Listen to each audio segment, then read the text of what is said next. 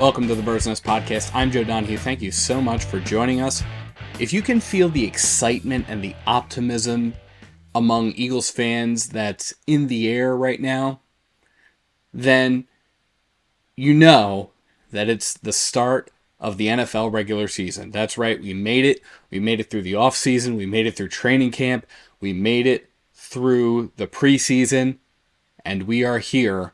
The Philadelphia Eagles are in Brazil getting ready to take on the Green Bay Packers in the season opener on Friday night. And as we get ready for this game, we wanted to take a moment, take a look at what's going on, take a look at the things that I'm going to be looking for as we move through this game, because this is an important game for the Eagles. That first game of the season is always the game that's going to get us started on the right foot. And I know that the fan base might make it seem like it's more of a Packers home game than it is an Eagles home game, but for what it's worth, Eagles fans still travel very well, and all over social media you've been seeing videos, you've been seeing highlights of what Eagles fans have been doing while they've been down in Brazil. They started arriving earlier in the week, and now the Eagles are there, and we're almost ready for this game. So here are the things I'm going to be looking at as we hope for the Eagles to pull out that first victory against the Green Bay Packers. So the first thing that I'm going to be looking for is mid-game adjustments. The first game of the season is always the hardest to predict because every team has something new going on, some new things, some new wrinkles that are being added in. Maybe it's new players, new personnel, new coaching staff, whatever. The Eagles are going to have to be able to think on their feet, something that was not present towards the tail end of last year. The Eagles kept trying the same thing over and over and over again, and it wasn't working out, and teams were catching on, and teams were able to keep the Eagles pretty much out of the end zone for the most part. The Eagles had one wrinkle in their offense, so to speak, and that was the brotherly shove. That was the only real wrinkle, because otherwise it was deep routes or more and more of the same. The little bubble screens that never worked once people caught on to that. So the Eagles have to be ready to make mid-game adjustments because the Eagles are going up against a whole host of unknowns. The Packers have Jordan Love as their quarterback. The last time the Eagles met the Packers during the regular season was during the 2022 season that ended with the loss in Super Bowl 57. The Eagles faced Aaron Rodgers for most of the game, but when Aaron Rodgers had to leave a little bit for an injury, Jordan Love stepped in, and the Eagles didn't really seem to have an answer for him at that time. It made sense because prior to that, Jordan Love had really only played one drive against Kansas City. So there wasn't really a whole lot of tape to study up for him in the NFL. Now the Packers have given the NFL a full season of tape, so the Eagles need to be ready for whatever wrinkles Jordan Love is going to throw at them.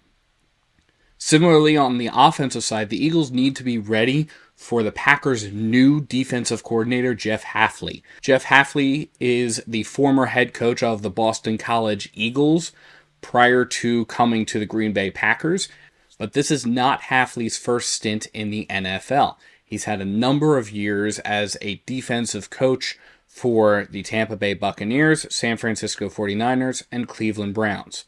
So he's very familiar with how the NFL works.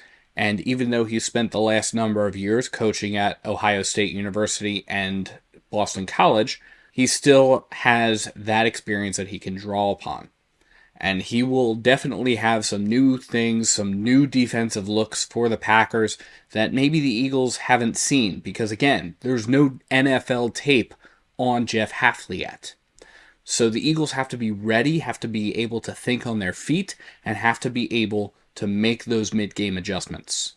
The next thing that I'm going to be looking at offensively really is the offensive line. That's going to be the place where I'm going to be spending a lot of my focus time. Now, the reports coming out of training camp is that Jalen Hurts is doing really, really well. Training camp stats aren't a thing, but Jalen Hurts went more than 350 passes without throwing an interception during training camp. And with a starting wide receiver core of A.J. Brown, Devontae Smith, and now Jahan Dotson as the wide receiver 3, I'm not really all that concerned.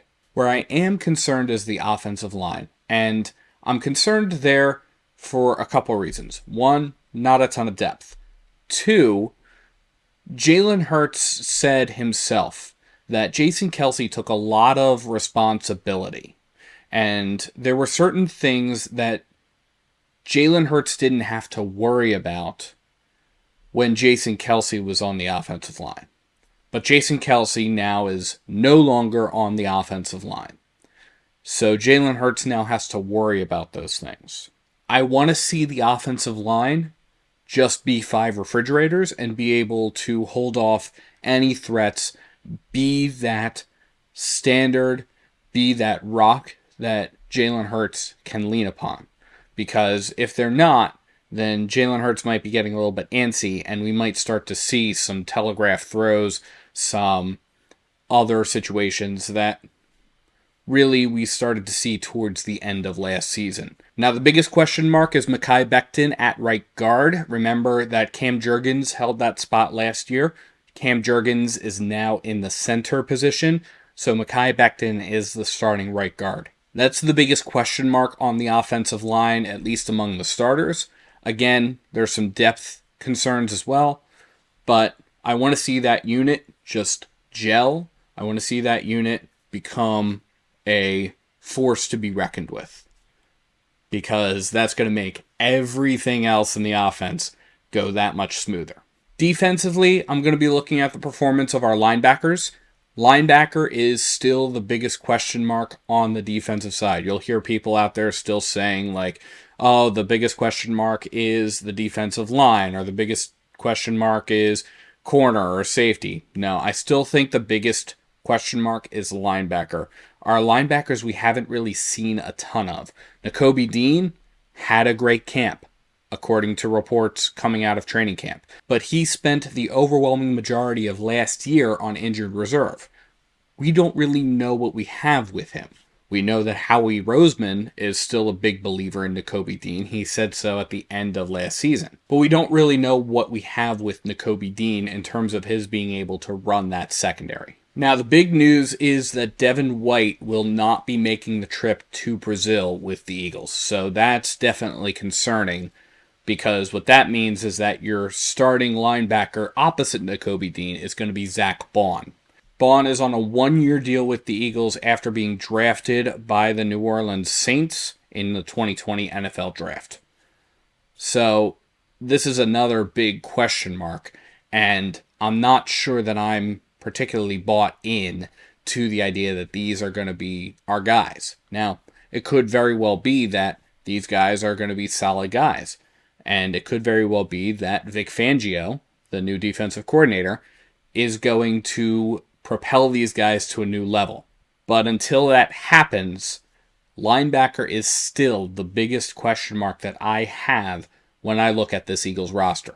So defensively, I'm going to be paying very close attention to how our linebackers are performing, because that's going to be a big tell for how well this team is going to be able to put together a true defensive secondary and truly be able to allay any fears that they're going to have similar tailspins later on in the season. The next thing that I'm going to be looking for is getting pressure to Jordan Love. Jordan Love passed for 4,159 yards, 32 touchdowns in 2023. It was the second most touchdown passes in the NFL last season. So Jordan Love is going to be somebody who could cause Eagles fans to scream into their clothes or scream into a pillow. But last regular season, Jordan Love also had to deal with 30 sacks, and he also wound up throwing 11 interceptions. And both of those two statistics, particularly the sack number, is not great. And getting sacks is going to get to a quarterback, and it's going to impact the offensive performance. So the Eagles are going to have to make sure that they're able to break through the Packers' front line, the Packers' offensive line, to be able to get to Jordan Love. Now, the Eagles got an upgrade with Bryce Huff. The Eagles picked up Bryce Huff in free agency and then divested themselves of Hassan Reddick, dumping him on the Jets for next to nothing, which turned out to be a better move for the Eagles than it was for the Jets. But with the retirement of Fletcher Cox, this is where I start to understand the questions about the Eagles' front four and the Eagles' defensive line. Brandon Graham is on his farewell tour, so he'll be able to be sort of the cultural leader, and he'll be able to help the guys as they're moving into this next step. But it is time for guys like Jordan Davis, Jalen Carter, guys on that line to step up and be the people that this team is going to rely on for the next several years. I think the Eagles have the personnel there. It's just a matter of how much pressure can they get. And this first game is going to be a real test for this front group to be able to see, are we really going to be able to get the kind of pressure that we need in order to be able to win a game, and also the kind of pressure that Eagles fans have come to appreciate, because Eagles fans do love their hard hits, their quarterback sacks. There's that grit that exists among the Eagles fan base that we appreciate in terms of our football play. And the last thing that I want to look at is really just how well this team is connecting and how well this team is having fun. You could tell throughout the course of the season that the team really wasn't connecting. The team really wasn't as fun to watch. You look at teams that have gone on and won it all, especially in recent memory. The Philadelphia Eagles winning Super Bowl 52. The Philadelphia Phillies almost winning the World Series in 2022. A championship caliber team plays well, but also has fun off the field. And I'm already starting to see some of that stuff, but I do want to see that present on the sidelines. I want to see guys having fun. I want to see guys being able to joke around, being able to enjoy themselves while they're on the sideline. Yes, it's still an opportunity for them to do business. Yes, it's still an opportunity for them to learn. Yes, it's still an opportunity for them to focus. But the teams that have fun while they're playing tend to do better. And yes, some of that comes from the winning, which tends to fuel that, and it becomes cyclical. Last year's team was winning for the first 11 weeks, but it didn't feel like it was having as much fun as the team that went to the Super Bowl the year before. And that's what I'm going to be looking for. You could tell the difference. So those are the things that I'm going to be looking at. Those are the things that I am going to be paying attention to. But let me know what you think in the comments below. What are you going to be looking at as the Eagles head down to Brazil to face off against the Green Bay Packers in the first game in South America for the National Football League? And thank you so much to everybody for tuning into the Bird's Nest Podcast. You can support the Bird's Nest Podcast by liking and subscribing to Bird's Nest Media right here on YouTube, as well as by sharing to your social media pages. You can also find us on SoundCloud, iTunes, Google Play Music, Amazon Podcasts, and Spotify. Please visit birdsnestmedia.com for additional Eagles and NFL coverage. And if you feel so inclined to support us in a different way, you can find the link to our Patreon in the description below or at birdsnestmedia.com. Thank you so much for tuning in, and Vo Agias. Go Eagles!